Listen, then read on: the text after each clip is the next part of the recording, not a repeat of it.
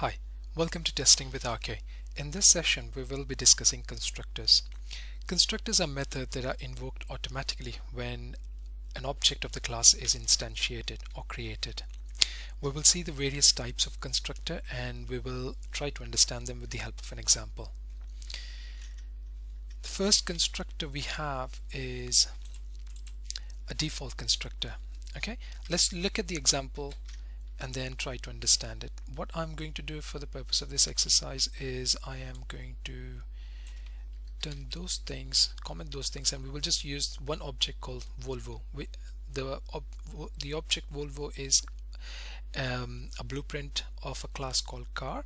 What we are doing here is that we are setting the specification of the car with the values that we have seen previously in our car class, and we will print them on the console.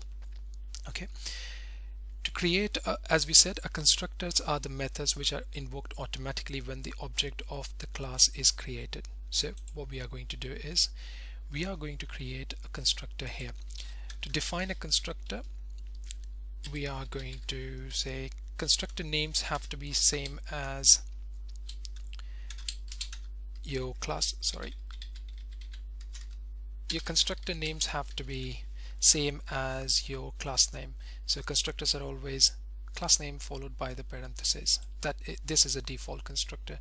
Currently it is not taking any parameters. Okay, default constructor. I'm simply going to print a statement saying here that default constructor. Okay, what we will do is that we will run this program in debug mode and we will see how the control flows through it. Okay, so let me put this in a vertical group. Cool, so we can see side by side. So I'm going to say breakpoint here, and then we will save, build and run. Okay, so what happens is the control has come to the object called car. Okay, and let's have autos. The object Volvo at the moment is null because this statement has not been executed yet. The moment I execute this one, okay, it still hasn't created the object called Volvo because it needs to run this constructor which is automatically invoked when this object is being created. It will look at the car, same as class name. It knows it's a constructor. It will come here, and we know it's a default constructor because it is not taking any parameters. It will print that statement onto the console. Okay, default constructor. It will come back. It will come back to this statement, and when it leaves this particular statement and goes to the next one, now we know that this particular object is being created in the memory. When I look at the members of this particular object, all of them are null, so any string variable that we have within the object will be automatically set to null, and the integer or double values will be set to 0 when the constructor is invoked. Okay, then we have set car specs. What will happen is that when I debug through it, because it's a method of that class, when I debug into it, what will happen is the control will move up here, car spec. What this is now doing is that the value that we have sent Volvo has loaded into all these variables, and as I scroll through them, I can see the model is S60, color black, type is saloon, and the engine size is 2.2 as we have mentioned here. Okay, now as I go through here, I can see the color. Okay, and as I'm scrolling through it, it is loading up the values of this particular variables which are coming from here into these variables as I go through it. And now I'm at the end of the method, and it will go back to that particular method. Now because I have loaded up all the variables of this particular object, when I go through the Volvo object, now I can see the value is set to black, 2.2, Volvo, S60, 20,000 and saloon. Okay, and when I do the same thing, get car specs, it is going to that method and is going to print all the value onto the console. So let's switch to the console here, and we can see the values being printed there. and that's it. So that is the default constructor in a nutshell. A constructor which does not take any parameters is called default constructor. A constructor with no parameters is called default constructor. A default constructor has every instance of the class to be initialized to the same values. The default constructor initializes all numeric fields to 0 and all string and object fields to null inside a class. Remember, when we created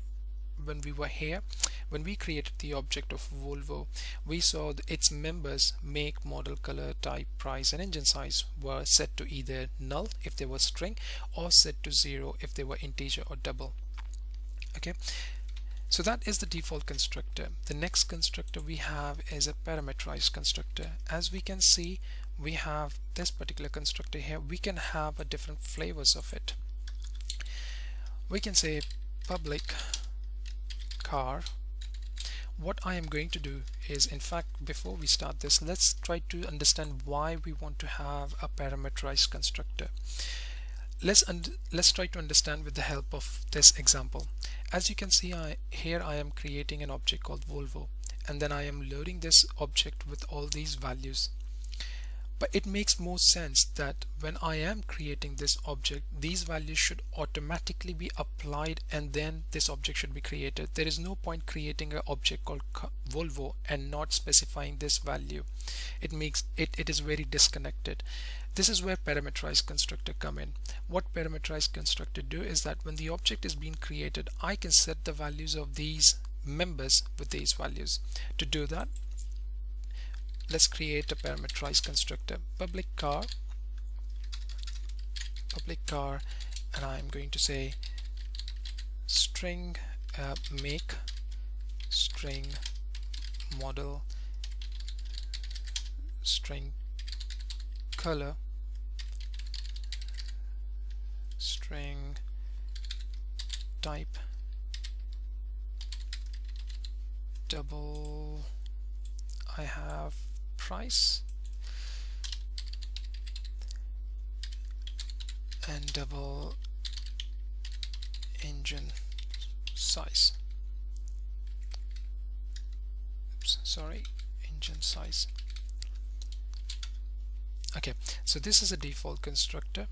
What we are going to do is that we are going to just copy this code here and paste it here.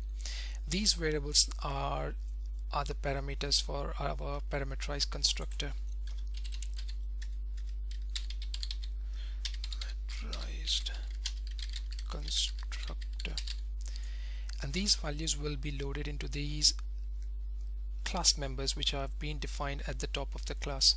Okay, now this two statements which are totally disconnected because we are creating the object of car first and then loading the specification. What we want to do is we want to create a car and have the specification applied at the same time.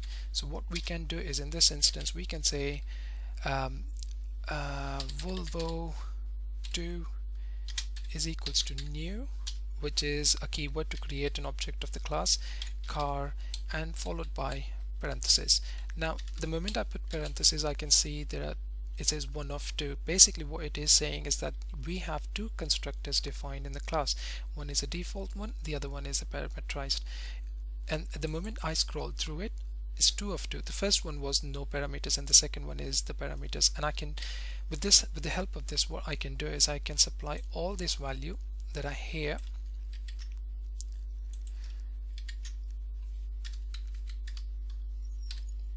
to create the class called Volvo 2. Okay, so I'm going to put Volvo 2 white. Okay, so what we have achieved, what we tried to achieve here with two statements which are disconnected, we have done with the same one. With one single statement, we are saying that we are creating the object of class called car and specifying its specification in the same statement, which makes more sense because it is not two different things, it is the same thing. So let's have a breakpoint here, and we will have one breakpoint here as well, and we will debug through it and see how the control flows through. Okay, So now when I switch to the console, I will see the default constructor has already been printed here because it has run through. This card was created, it called the default constructor because we haven't supplied any arguments. This particular method was invoked, it set the value of specification and it printed the value, and that's why we see this value. In our next scenario, what will happen is it will come here, it is trying to create an object called Volvo2. Okay, at the moment it is pointing to null. When I debug into it, it will go into the parameterized constructor and it is going to this particular method that we have defined here. It is going to set the values, as I can see now here, it is going to set the values of the members of that particular object Volvo2 to the values that we have supplied. Okay, I'm here now. Moving on to the next statement, if I scroll through Volvo2 now and if I see the members of this particular object, I see the color as white is what we have specified, make is Volvo2, model S60 and saloon. Now when I print this particular thing and look at the console here, I will see Volvo. Oh, something wrong. Oh yes, because I have printed the get car specs of Volvo instead of Volvo 2. So let's do that and print no, so copy, paste, save, build, run. Okay, F5,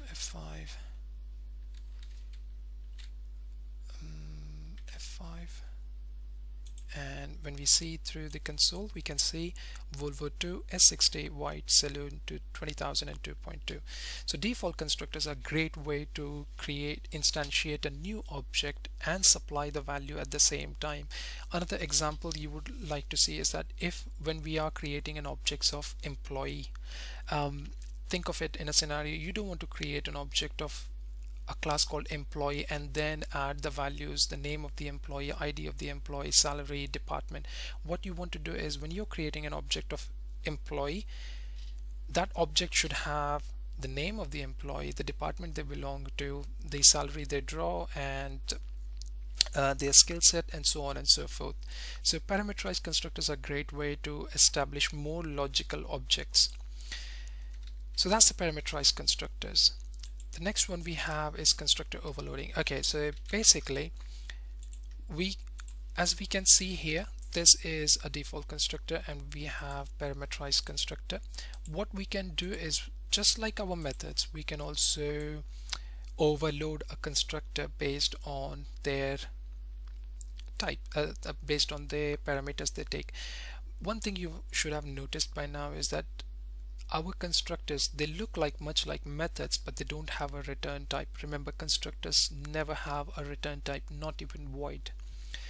To overload a constructor, basically we should have different combinations of the parameters. So in our next example, what we are going to say is that we are going to create a constructor, but we are not going to define what type it is. So we are going to simply say we are unknown of its type, whether it's a hatchback, saloon, SUV, we don't know at this point. And I'm simply going to do this. What will happen is this is a new constructor now, overloaded. What we are going to do is that in our next example, we are simply going to create another object called Volvo 3. Okay, and we are going to say we don't know its type, it's unclear to us now. What we know is that it belongs to Volvo 2, it belongs to Volvo, it is X60, it could be a hatchback, it could be a saloon, it could be a sport version, we don't know at this point, but we know that its color is white, it costs around $20,000 and it is engine size is 2.2. At this point, what I'm going to do is apply a breakpoint and we will debug through it. Now on the console, from our previous example, we have seen it will print Volvo with that value, and it will print Volvo S60 white saloon and so on and so forth. This is a third overloaded constructor. At this point you would see Volvo 2 is defined, but Volvo 3 is null because the object is not been created yet.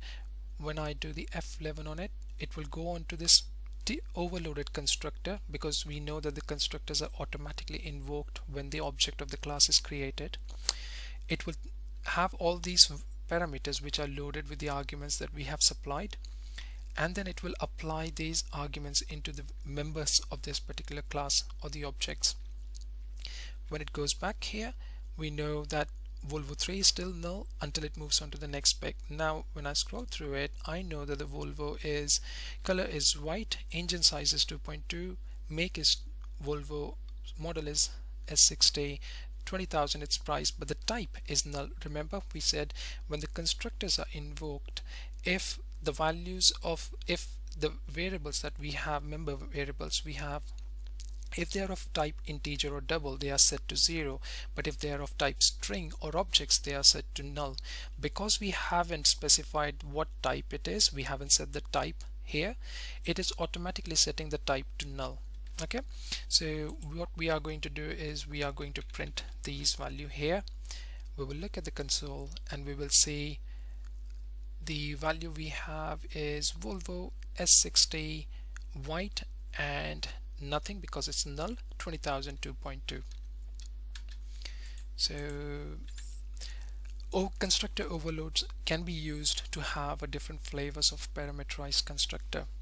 Okay, so the next type of constructor we have is a copy constructor. A copy constructor is an interesting one. Imagine that so in this example we are creating Volvo 2, Volvo 3 and so on and so forth. Excuse me. But you have to understand that the Volvo is an object of a class, and Volvo 2, Volvo 3 are similar objects because they are car, but they are object called Volvo. What if I was to create a new object same as this particular member called Volvo 2? So basically I want to create a third object called Volvo 4, new car, but I want to copy all the values that has been specified in Volvo 2 here. So basically what I mean is that whatever value has been set for Volvo 2, all those values will be set for Volvo 4. So what we will do is we will change the value of it and we'll make it 3 liter, but this is not been defined yet. To do that, we will do is copy constructor public car. Now what we are sending here is a type called Volvo. Volvo is an object of class car. So what we are going to do is we are going to define the data type we have, and we are going to say car object. Okay, now what we have to do is we have to do the exact same thing here. What we have done, we will be loading up the members, but instead of make, what we are going to do is we are going to say car object dot make. Then we can do the same thing here.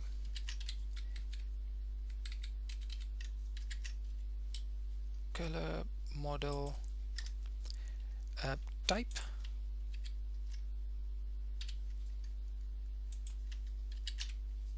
price, and engine. So what has happened is, let's save this. What has happened is we are supplying the object of car called Volvo 2. Okay, this Volvo 2 is coming here in the car object, and from here we are going to extract the value of Volvo 2 and supply that value into these members of the object of Volvo 4. Basically what we are doing is we are copying all the values of Volvo 2 into an object called Volvo 4. Okay, let's have a breakpoint here and we will debug through it. So we are in the debug mode. Okay,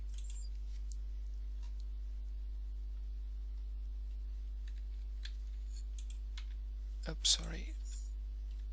Okay, so we are in the debug mode here now. So on the console it has printed these values from our previous example. Now what we are going to do is, that's our copy constructor. Now if you see, the copy 2 has got this value charcoal, all these values. 4 is pointing at null at the minute. When we do that, it goes into car object. The car object is having these value called charcoal 3, name, make is Volvo 2, S60, 20,000 and saloon. When we go in it, the make is Volvo 2 and this will be loading all these values. Once it has loaded, gone back into that particular statement, what will happen is that we will see, oh, we haven't printed it. What we will see is that Volvo 4 is having exactly same copy of Volvo 2. So to see that, oops, how do I,